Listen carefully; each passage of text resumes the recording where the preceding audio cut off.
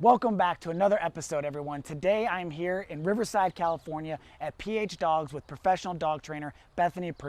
She's going to be going over puppy resource guarding, how to evaluate it and prevent it. My name is Bethany. I am a breeder of working line Belgian Tervuurens and Malinois. This is not how I usually feed. I'm just doing this for demonstration purposes.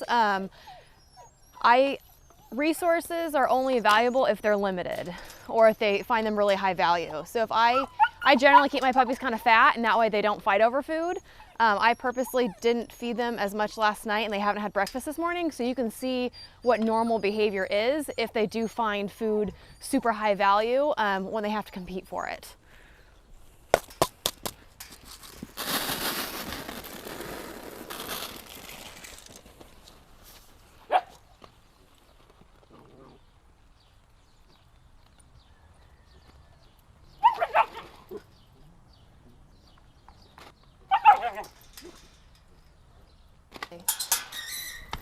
Let me take her out. But you can see now that I took out the older German Shepherd puppy, now everybody else is willing to approach and eat. This is why it's very important for working dogs to go home at 8 weeks and not wait till 12. So this is the big girl that was being a bully with all the other puppies. She's actually 2 weeks older than everybody else, so she just turned 10 weeks. This is a good example of why I like to send my puppies home at 8 weeks versus waiting till 12 weeks. There's a program called Puppy Culture, and they recommend that all good breeders will keep their puppies till 12 weeks. With pets, it's fine, but with the working dogs, you can see that the aggression is already coming out. And if she were to stay with the other puppies until they were all 12 weeks, you could see that there'd be some serious issues with resource guarding for her. The other thing that happens is because she's a little bit older than everybody else, she would get a huge ego and think that she's a giant monster because she's able to take control of the situation. So problems can occur like that, where if I placed her in a home and they had another dog, or if she was the only dog in the house, then the resource guarding is going to go away very quickly because now she's at the bottom of the totem pole where puppies should be.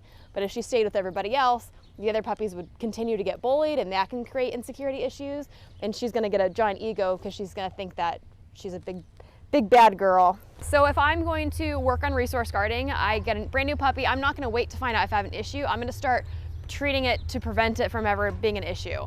So what I have is I have some different chew bones. Generally I don't like rawhide. I just grabbed this one because it's big enough for me to take it from my puppy. So they can be holding it here and I have plenty of room to grab on without getting my fingers bit. So I've got a little bully stick, I've got another chew bone, I've got this rawhide. Again, I don't like rawhides. I've got an antler. I generally don't like these two because they can break teeth. I've got a few little chicken jerky treats. I've got a bowl of puppy food. I've got an empty bowl, and then I've just got a can of wet food. So what I want to do is I always want to trade up. So the first thing that I want to do is I'm going to work on creating a positive association with me approaching my puppy in a bowl. So generally I just give them either a little bit of food in a bowl or an empty bowl, and I'm just going to put my hand in, add some more food and take it away. Add some more food and take it away. So that way then when they see my hand approaching, it doesn't mean that I'm going to take something away, it means that I'm going to give them something. So what we're going to do is we're going to condition the dogs that when we approach with our hands, that means that something good is going to happen and there's no reason to resource guard. So they guard because they think that you're going to take something away. So initially in the beginning steps, we teach them that we're not going to take something away, we're going to add something even better. So that way they'll be really happy when we approach and we stick our hands in the bowl, and they don't get defensive or insecure thinking that I want to keep what I have and I don't want you anywhere near it. So I've got the little German Shepherd puppy that showed resource guarding with the other puppies. Now we're going to test her with people. So I've got just a little bit of dog food in here. I'm going to put it down. Puppy. All right, so I'm going to let her have the bowl. And I'm going to take my hand and I'm going to put it in the bowl and I'm going to have her eat out of my hand. And then I can add it in there. So I've got a few more kibbles. I'm going to stick my hand in the bowl, let her have a couple out of my hand, put it in the bowl. And I'm just going to keep repeating this. So as my hand approaches, something good is going to happen and not something bad. So that way she has no reason to guard. Got some kibble in my hand, reach in. And I'm kind of pulling her head up too, and that way she's not hovering over it and getting guardy. If I have a puppy that's having issues with this stage, just me reaching my hand like this and adding something and say my puppy started growling or I saw that she got stiff, then I can go to my wet food. I always want to one-up it. So as the puppy is eating, I'm gonna reach my hand in, and now I have wet food. I can let the puppy keep eating.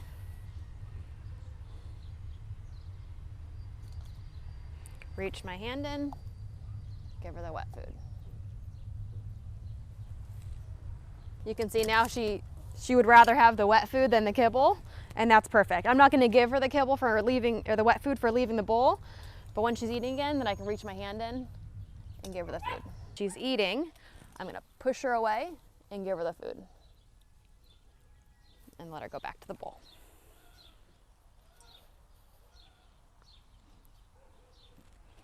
Push her away and give her the food.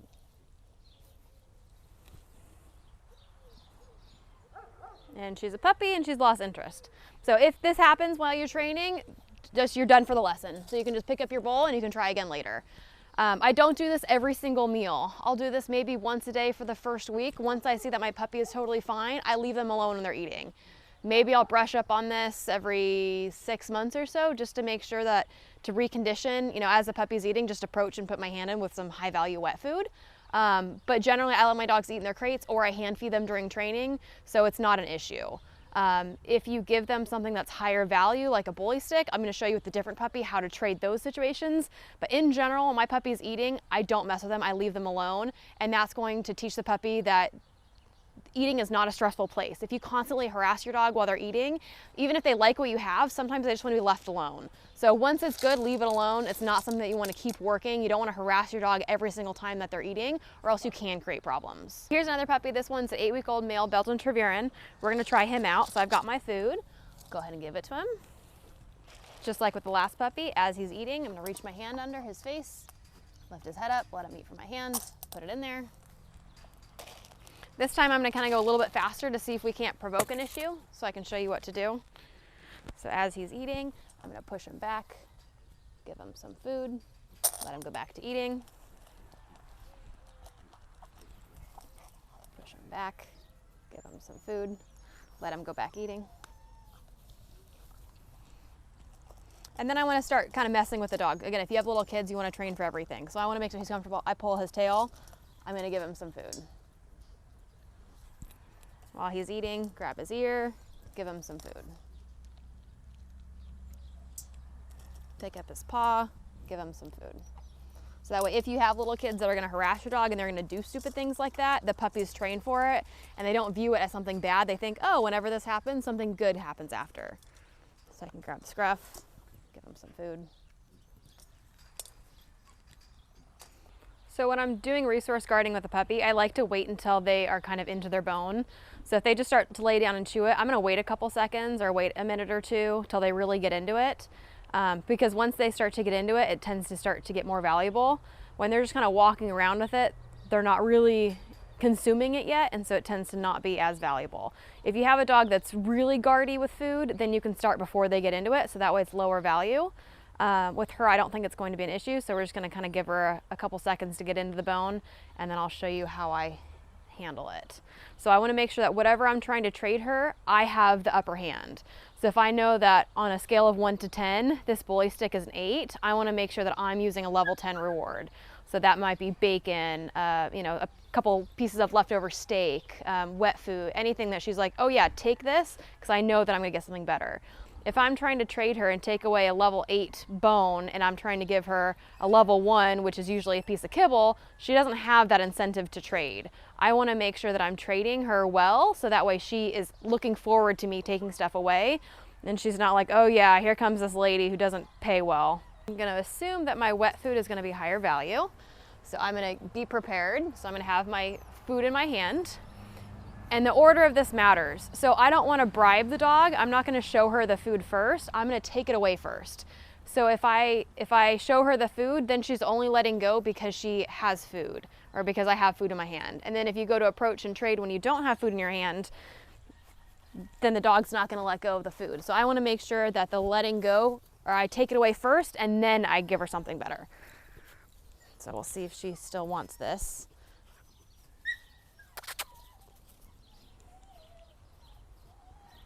So even just the smell of the wet food was enough that now she wants what I have. So I'm gonna see if I can't get her interested again. And if not, I might trade for something a little bit less valuable because I want her to chew on this. What's this?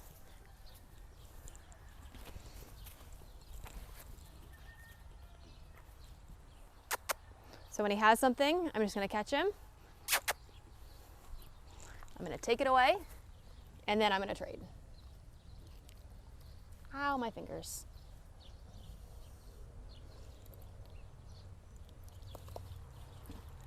So he'll be good for guarding. So again, to go over the most important things about preventing resource guarding in puppies is make sure that you're the one that's in control of the resources. The higher value that the resource is, the more likely that your puppy is to resource guard it. So just because they don't resource guard food doesn't mean that they're not going to resource guard high value chew bones or if they steal something from the trash. So I want to make sure that from a very young age I teach the puppy that when they have something, if they see my hand approaching, it's not necessarily because I'm going to take it away, it's because I'm going to give them something even better. So when we desensitize them and classically condition them to be happy about that, then I don't get that resource guarding. When I'm teaching my puppy to trade for items like a bone, or if they get into the trash or steal a piece of paper, I'm taking the item away and then I'm feeding them the food. And whatever food I'm trading for, I want to make sure that I'm one-upping them. So if they have on a scale of 1 to 10, if they have a bully stick that's an 8, I want to make sure that I'm rewarding them with a 10 value reward. If they have something that's maybe a 3 or a 4 value, then I want to make sure that I'm rewarding with a 5 or 6 or even a 10. It doesn't matter. I just want to make sure that the puppies understand that if I'm taking something out of their mouth, I'm going to give them something even better. And then when it comes to that, pick your battles. If your dog has a problem trading for the bully stick, which is a level 8 out of 10, then start with something that's a level 4 and start trading them at the level 4 item. So just a plain piece of tissue paper or a paper towel that you dropped. Take that away and give them something better, and then build up to a level 8 or a level 9. The more that you do this with trading items, then they're going to understand that there's no reason to guard. At the same time, don't overdo it. So don't do this every single day. Don't every single time your dog has a bone, don't take it away, because then you're going to be the bully and you can create anxiety that way. Thank you so much for watching. If you want to learn more directly from Bethany and her team here at PhDogs, I'm going to have all the information in the description. She does offer Zoom sessions for those of you that are not local to Riverside, or if you are, she is an excellent resource providing private lessons, in-home lessons, as well as board and train. So be sure to check her out, and thank you so much for watching.